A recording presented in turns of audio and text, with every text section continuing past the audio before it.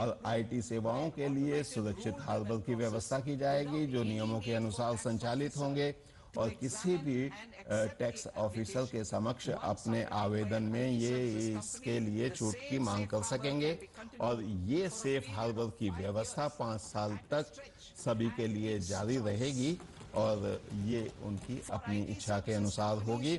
IT सेवा कंपनियां जो एडवांस प्राइसिंग एग्रीमेंट करेंगी उनके लिए एक सार्वभौमिक एपीए प्रक्रिया की व्यवस्था की गई है और इन्हें 2 वर्ष तक इसकी सुविधा मिलेगी। इस समय को 6 महीने तक और बढ़ाया जा सकता है और करदाता के निवेदन पर ऐसा किया जाएगा। और इसके अलावा इसके लिए संशोधित रिटर्न्स की व्यवस्था की जा सकती है। एपीए के संदर्भ में यह प्रस्ताव किया जाता है और वैश्विक स्तर पर अगर आप देखें कि किस तरीके से निवेश किया जा सकता है और डेटा सेंटर्स में निवेश के लिए भी मैं यह प्रस्ताव रखती हूं। इनके लिए टैक्स हॉलिडे का प्रस्ताव है 2047 तक।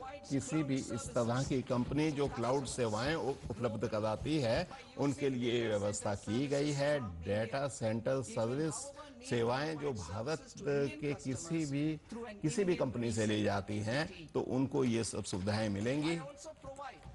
मैं यह भी प्रस्ताव रखती हूं और मैं ये भी उपलब्ध कराना चाहती हूं कि एक सुरक्षित व्यवस्था की जाएगी। जो कंपनी डेटा सेंटर सर्विसेज या सेवाएं भारत से उपलब्ध कराती हैं किसी भी कंपनी को तो उनके लिए भी इस तरह की व्यवस्थाएं की जाएंगी।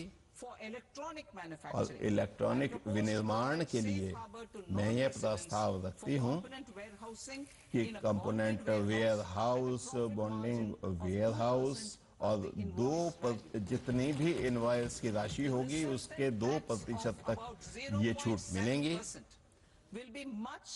और 0.7% की जो दर है उस पर भी प्रश्न उठाए जाते रहे हैं। अगर आप भारत में टॉल मैन्युफैक्चरिंग या निर्माण की बात करें इनके लिए आगे आने वाले 5 सालों तक टैक्स से छूट की व्यवस्था की जा रही है कि अगर बॉन्डबिट जोन में इस तरह की कंपनियां लगाई जाती हैं या विनिर्माण इकाइयां लगाई जाती हैं तो उनके लिए ये छूट उपलब्ध होगी। और साथ ही साथ वैश्विक स्तर पर अगर आप देखें कि 5 साल के समय तक अधिसूचित योजनाओं के अंतर्गत ये छूट उपलब्ध कराई जाएगी। मैं यह प्रस्ताव रखती हूं कि न्यूनतम वैकल्पिक टैक्स से भी जो छूट मिलेंगी, जो नॉन रेसिडेंट्स हैं उनके लिए कई तरह की व्यवस्थाएं की गई हैं। कर प्रावधानों के अंतर्गत एक संयुक्त समिति बनाई जाएगी कॉर्पोरेट अफेयर्स और central board of direct taxes के अंतर्गत इन सब चीज़ों को आगे बढ़ाया जाएगा और ये मानकों के अनुसार होगी।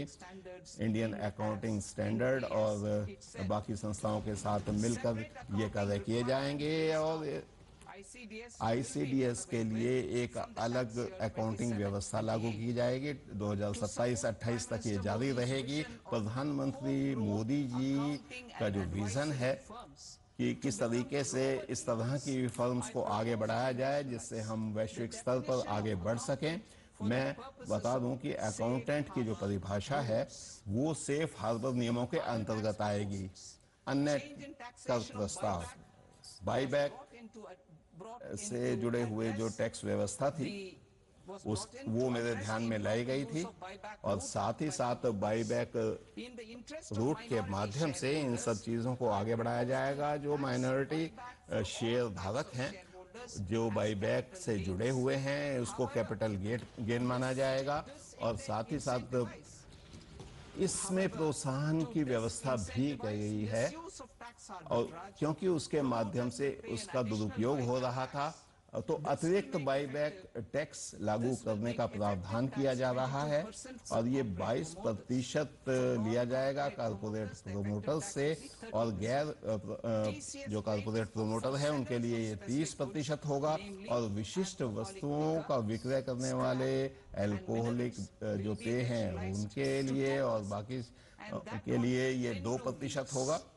will be reduced from 5% और to बाकियों के 2%. लिए ये 5% से घटाकर 2% किया जा रहा है। I propose to और मेरा raise the प्रस्ताव STT ये on है futures कि to फ्यूचर्स ऑप्शंस 0.05% पर from the जो है present उस 0.02%. 0.02% से इसमें बदलाव किया जा रहा है एसटीटी में। और ऑप्शंस के लिए, फ्यूचर्स के लिए 0.15% इसको लाया गया है, 0.1% से 0.15 किया गया है। और ये व्यवस्थाएं की गई हैं। हम जो करों में बदलाव हैं उनको 2019 से हमने नहीं उनमें बदलाव किया था, लेकिन हमने निश्चित रूप से कम टैक्स रेट जो है लागू किए थे और साथ ही साथ कटौतियों और छूटों की व्यवस्था को कम करने का प्रयास किया था। कंपनियों को प्रोत्साहन देने के लिए, नए रिजीम में ले जाने के लिए, नए प्रारूप पे ले जाने के लिए नेट क्रेडिट व्यवस्था लागू की जा रही है।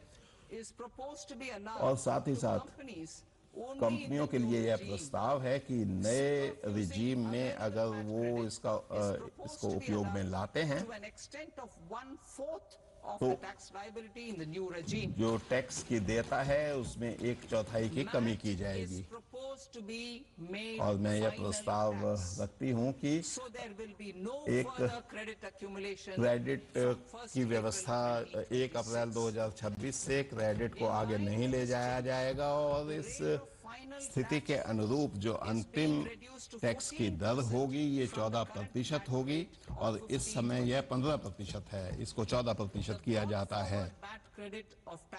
जो बैड क्रेडिट की दर थी 30 मार्च 2026 तक, वो उनके लिए उपलब्ध होगी उस दिन तक। उसके बाद इसमें बदलाव किया जाएगा। अप्रत्यक्ष करों के मामले में मैं यह कहना चाहती हूं कि जो मेरे प्रस्ताव हैं कस्टम और सेंट्रल एक्साइज या उत्पाद शुल्क के संदर्भ में, वो टैरिफ से जुड़े हुए हैं, घरेलू उत्पादन से जुड़े हुए हैं और निर्यात के लिए भी इसको लागू किया जा रहा है। उत्पाद शुल्क के मामले में भी लागू किया जा रहा है और लंबे समय से कस्टम ड्यूटी में, उत्पाद शुल्क में हम कमी ला रहे हैं और इसमें कुछ वस्तुओं को छूट दी गई है जो भारत में निर्मित होती हैं या जहां के आयात बहुत कम है, नगण्य है। इसका सरलीकरण करने के लिए जो शुल्क की दर है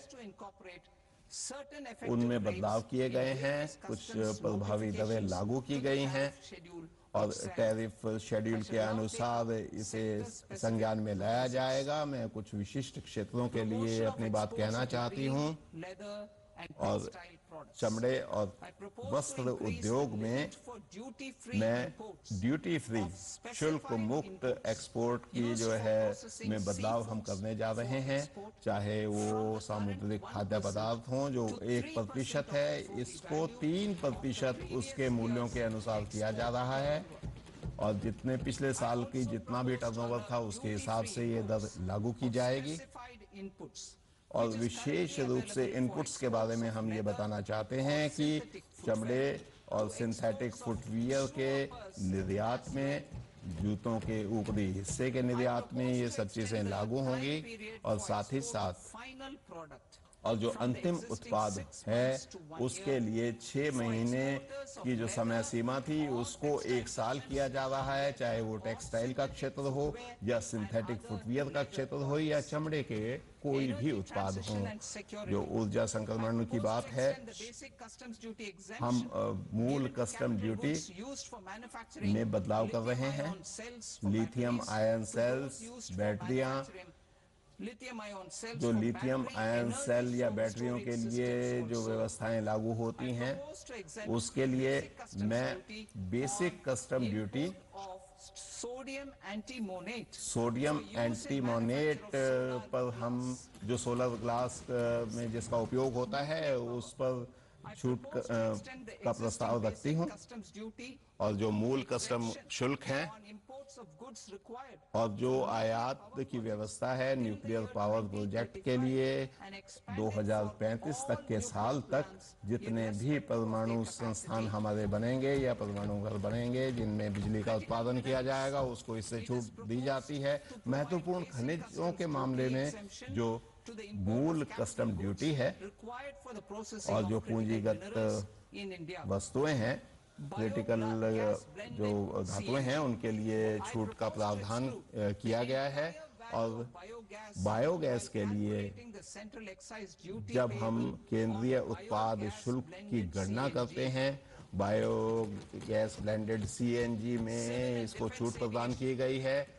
सिविल और रक्षा के क्षेत्र में जितने भी पुर्जे, जितने भी कंपोनेंट्स सिविलियन जो नागरिकों के लिए जो वायुयान हैं उनके लिए जो आयात किए जाते हैं, उनके लिए मूल कस्टम ड्यूटी जो कच्चे माल पर लगती है, चाहे वो विनिर्माण की बात हो, चाहे वायुयान के पुर्जों की बात हो, रिपेयरिंग की बात हो, या जितने भी आवश्यकताओं की बात हो, रक्षा के क्षेत्र में और अन्य क्षेत्रों में इनमें बदलाव किया गया है।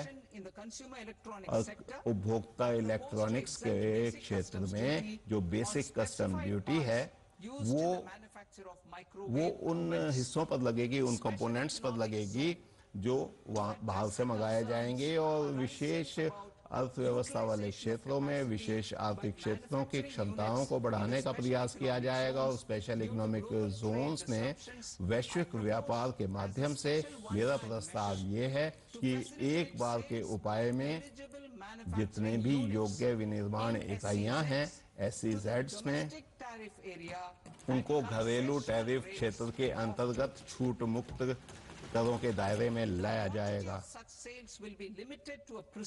और साथ ही साथ जो बिक्री की मात्रा होगी वो उनके जो निर्यात की मात्रा है उससे तुलना करके देखी जाएगी। इस पर नियामक प्रतिबंध लगाए जाएंगे और साथ ही साथ और सभी के लिए आगे बढ़ने का, व्यापार करने का एक जैसा माहौल उत्पन्न करने का प्रयास किया जाएगा। और कस्टम ड्यूटीज के ढांचे को युक्तिसंगत बनाने के लिए मेरा प्रस्ताव ये है कि जो टैरिफ दर है, जितने भी शुल्क वाली वस्तुएं हैं जो व्यक्तिगत उपयोग के लिए लाई जाती हैं, उनको 20% से घटाकर 10% किया जाता है। और रोगियों को राहत प्रदान करने के लिए, विशेष रूप से जो कैंसर के रोगी हैं, हम बेसिक कस्टम ड्यूटी जो है वो 17 विशेष दवाओं पर इसमें छूट प्रदान की जा रही है। और मेरा प्रस्ताव ये है कि इसमें 7 और जो रोगों के लिए जो दवाएं आती हैं उन पर आयात शुल्क में छूट दी जाएगी। व्यक्तिगत रूप से जो जिन दवाओं को आयात किया जाता है या चिकित्सीय कारणों के कारण जिन खाद्य पदार्थों का आयात किया जाता है उन पर भी ये छूट लागू होगी। और वैश्विक स्तर पर जितने भी ट्रेडर्स हैं, व्यापारी हैं, उनको फायदा हो, ये व्यवस्था की जा रही है। और ये हमारा सफर है, हमारी यात्रा है विकसित भारत की तरफ। तो इस संदर्भ में कई तरह के कदम उठाए जा रहे हैं, उनका प्रस्ताव है ताकि वस्तुओं और व्यापार के सिलसिले में ज्यादा बेहतर तरीके से हम काम कर सकें। और यही नहीं, अधिकृत इकोनॉमिक ऑपरेटर्स हैं जिनको AEOs कहा जाता है, उनकी सीमा 15 दिन से बढ़ाकर 30 दिन की जा रही है। जितने भी योग्य आयातक हैं उनके लिए विशेष शुल्क की व्यवस्था है और वो अपने आप को पूरी तरह AEOs के साथ वो जोड़ सकते हैं, अपने आप को पंजीकृत करा सकते हैं। और साथ ही साथ बेहतर बिजनेस प्लानिंग के लिए और वैधता अवधि को और ज्यादा आगे बढ़ाने के लिए जो कस्टम पर लागू होती हैं ये सब बातें होंगी। 3 साल की सीमा को बढ़ाकर 5 साल किया जा रहा है। ये सरकार के दृष्टिकोण पर आधारित होगी। सरकारी एजेंसियों को AU एक्रीडिएशन के लिए भी जो है कार्गो में उनके लिए बेहतर व्यवस्थाएं की जाएंगी। और भरोसेमंद सप्लाई चेन को भी इस जोखिम आंकलन के दायरे में लाया जाएगा और कार्गो के माध्यम से कम जोखिम हो, अधिकतम इसका उपयोग हो। इलेक्ट्रॉनिक सीलिंग की व्यवस्था भी इस सिलसिले में की गई है। निर्यात कार्गो की जो सीलिंग है ये फैक्ट्री के परिसर से शिप तक, यानी कि जहां से इसको बाहर भेजा जाएगा वहां तक इस पर कई तरह की व्यवस्थाएं लागू होंगी और जितने भी वस्तुओं की पहुंच है इसकी जानकारी भी कस्टम को देनी होगी ताकि सभी तरह की औपचारिकताओं को पूरा किया जा सके। और ये अनिवार्य होगा। कस्टम वेयर हाउस का जो ढांचा है वो एक प्रणाली के अंतर्गत लाया जाएगा। इलेक्ट्रॉनिक इसकी निगरानी होगी और जोखिम आंकलन होगा। ये जो मौजूदा प्रणाली है, जो अधिकारियों पर ये सब चीजें निर्भर होती हैं और पहुंचने में, सामान के पहुंचने में, लेन देन में जो देरी होती है उस पर अंकुश लगेगा। इसमें अनुमोदन जो कार्गो क्लियरेंस के लिए जरूरत है अलग अलग सरकारी एजेंसी से, ये लगातार बहुत अच्छी तरह से एक ही जगह से किया जा सकता है और ये वित्तीय वर्ष के अंत तक हो जाएगा। और इसके साथ जो वाइल्ड लाइफ प्रोडक्ट्स हैं जो 70% कार्गो के होंगे, इसे अप्रैल 2026 तक परिचालित किया जाएगा। ऐसे सामान जिसमें कोई अनुपालन की जरूरत नहीं है उनको कस्टम्स को स्वीकृति एकदम तुरंत मिल जाएगा और अगर वो ड्यूटी का भुगतान कर देते हैं तो बड़े आराम से वो आगे आ जाएगा। और इसमें एकल जो है प्लेटफॉर्म से सभी कस्टम प्रक्रियाओं को मंजूरी मिल जाएगी। हमारे नॉन इंट्रोड्यूस्ड स्कैनिंग, इसमें एडवांस्ड इमेजिंग और एआई टेक्नोलॉजी को विस्तारित किया जाएगा और उसमें जो है सभी कंटेनर जो है सभी प्रमुख जो हमारे बंदरगाह हैं वहां पर ये सुविधाएं हमें मिलेंगी। और हमारे मछुआरों को समर्थन देने के लिए जो भी संसाधन हैं हमारे क्षेत्र से आगे, ये उपाय उनके लिए किया जाएगा। एक है जब भारतीय एक पोत हमारे इकोनॉमिक जोन में या हाई सीज में मछली पकड़ते हैं तो उनसे कोई किसी प्रकार की ड्यूटी नहीं दी जाएगी। और इस तरह के जो मछली जब हम ये विदेशों के तटों पर उतरते हैं तो एक्सपोर्ट ड्यूटीज पर लगाएगा और इन पर विशेष ध्यान दिया जाएगा। और हमारे छोटे बिजनेस, हमारे कारीगर को सुविधा प्रदान करने के लिए ई कॉमर्स पोर्टल बनाया गया है और इससे जो 10 लाख रुपए का वैल्यू कैप है प्रति कंसाइनमेंट में इसे लागू किया जाएगा। और इसके साथ जो है जो कंसाइनमेंट जिसे नामंजूर किया गया है तो उसे जो है इस तरह के कंसाइनमेंट पर ध्यान दिया जाएगा। और इसमें ऐसे प्रावधान जो बैगेज क्लियरेंस है जब अंतर्राष्ट्रीय यात्रा की जाती है और हमारे यात्री कई बार बड़ी चिंताजनक स्थिति में पड़ जाते हैं, यहाँ पर ड्यूटी फ्री अलाउंसेस दिया जाएगा। और इसके साथ इसमें स्पष्टता होगी जब वो सामान लेकर आते हैं या सामान बाहर लेकर जाते हैं, वो करदाता जो अपने देयता को देकर जो है सभी विवादों को दूर करना चाहते हैं। कई बार उनको जो है उनके ऊपर पेनाल्टी लगता है तो पेनाल्टी की जगह उनको एक अतिरिक्त राशि दी जाएगी। और इसी के साथ मैं इस महत्वपूर्ण सभा को ये बजट प्रस्तुत करती हूँ।